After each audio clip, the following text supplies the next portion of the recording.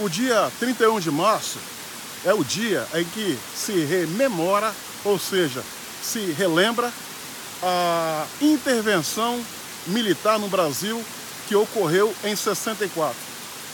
A história diz que foi um golpe militar. Eu prefiro acreditar na intervenção militar. Por que isso, senhores? Todos sabemos que naquela época o governo do Brasil era liderado pelo comunista João Goulart. E pior que hoje, era aquela época. O Brasil estava tomado, carcomido pela corrupção, pelo desmando, pela roubalheira, pela desorganização estatal. E o Brasil, naquela época, era alinhado o que havia de pior no mundo. As suas alianças diplomáticas e políticas eram com Cuba, Albânia, Coreia, União Soviética, a China, ou seja, era um verdadeiro retrocesso. O Brasil caminhava para a derrocada final.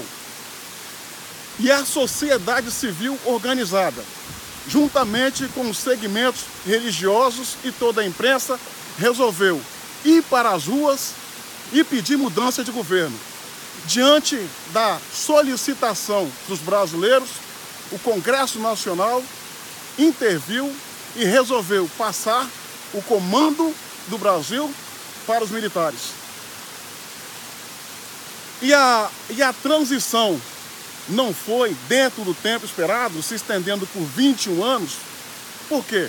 Em 68, os esquerdistas se organizaram em células terroristas e resolveram sabotar o Brasil. Botar bombas, assaltar banco, matar autoridades estrangeiras e brasileiras, roubar armas em quartéis. Tudo isso fez com que o governo militar travasse uma luta com esses terroristas e, em virtude desse fato, demorou-se um pouco mais que o esperado para devolver o governo do Brasil a uma liderança civil, como ocorreu em 85. Agora, senhores, que ditadura é essa? Onde o governo militar dava o direito da oposição de existir, de ter o seu partido e fazer oposição ao sistema. Ou seja, tínhamos naquela época 2 partidos. Ditadura é em Cuba, onde só tem um partido comunista. Ditadura é na Coreia do Norte, é na China, onde só tem um partido, um único partido, o Partido Comunista. Os maiores veículos de comunicação, rádio, jornal, revista, televisão, surgiram justamente no período militar. Esses profissionais de imprensa tinham o direito de criticar, não de abusar, não de afrontar, não de atropelar as leis, não faltar com respeito, mas eles podiam sim exercer o seu papel. A gente vê a história contando que pessoas do tipo Dilma Rousseff, Franklin Martins, José Genuíno, José Disseu e outros canalhas brigaram pela democracia naquela época. Meus amigos, na verdade, eles não estavam brigando para implantar a democracia, eles estavam brigando para implantar a ditadura do proletariado.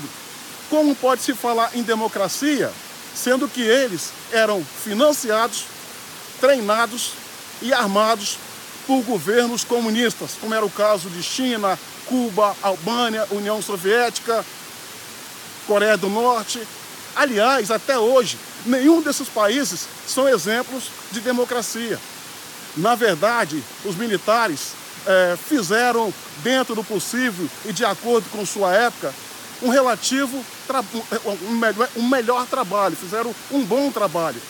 Se não fizeram melhor, é porque a realidade da época não permitia. Vejam todo mundo aí falando em tortura. O seu pai foi torturado, a sua mãe foi torturada, o seu avô foi torturado. Na verdade, essa gente que se diz torturada eram bandidos, terroristas, assassinos, assaltantes de bancos que queriam sabotar o Brasil. Tanto é que eles eram bandidos lá atrás que tiveram a oportunidade de chegar ao governo, liderar o país, e o que fizeram?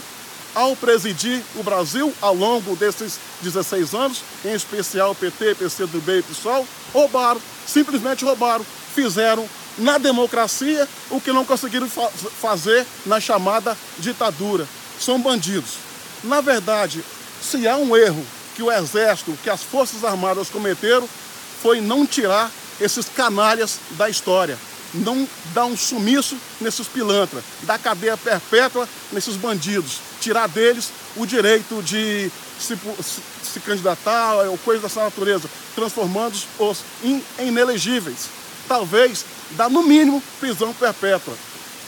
O que eles tentaram fazer lá atrás, não conseguiram, fizeram agora. O Brasil sangra por causa dessa gente. A corrupção está carcomendo o Brasil e isso é extremamente preocupante. Os militares tentaram e fizeram o melhor. Se houve algum exagero, alguns excessos, não era política de Estado. Era um ou outro general aloprado, agindo pela sua própria cabeça, que fizeram algumas e outras besteiras, que acabou por manchar o governo militar, que tão bem fez o Brasil em todas as áreas. Geração de emprego, infraestrutura, habitação, educação, combate à violência. Fizeram muito bem. Mas a história contada pela esquerda denegriu e manchou os militares, a história dos militares. Todas as grandes obras que o Brasil tem hoje foram feitas na época do governo militar. Obras essas que os governos civis comunistas do PT, do PCdoB, do Aécio Neves, do Fernando Henrique, estão carcomendo, estão acabando. Hoje o Brasil, graças a Deus, inaugura uma nova era. Temos um governo progressista, que é o governo de Bolsonaro, e nessa esteira está vindo muitos oficiais das Forças Armadas para dar a sua parcela de contribuição para tirar o Brasil deste buraco. Torço e rogo que esses militares aproveitem essa oportunidade para reescrever a história e mostrar o verdadeiro valor das Forças Armadas. Essa questão de tortura, de prisão, é vitimismo. A começar pelo esse canalha aproveitador, escroto, que é o escritor Paulo Coelho. Está fazendo um artigo no New York Times condenando o governo militar e, de uma certa forma, fazendo crítica ao governo Bolsonaro. Canalha, hipócrita, bandido, maconheiro, safado. Ele foi preso, não foi por militância política, ele foi preso por fumar maconha. Diga-se de passagem, foi ele que apresentou todas as drogas que existiam à época para Raul Seixas. Naquela época, Raul Seixas apenas fumava e bebia bebida alcoólica, era cervejinha. Paulo Coelho nem no Brasil mora. É muito fácil ele estar lá da Suíça, onde ele mora, ficar destilando veneno contra o nosso querido Brasil e o nosso governo que hoje lidera esse país e nos trouxe de volta a esperança. Minha amiga, meu amigo, tudo isso que eu falei é coisa do passado, mas vale rememorar, relembrar. Vamos olhar para frente, porque o futuro é agora. Minha amiga, meu amigo, curta, comente e compartilhe esse vídeo. Se inscrevam no meu canal, Cabo Elson.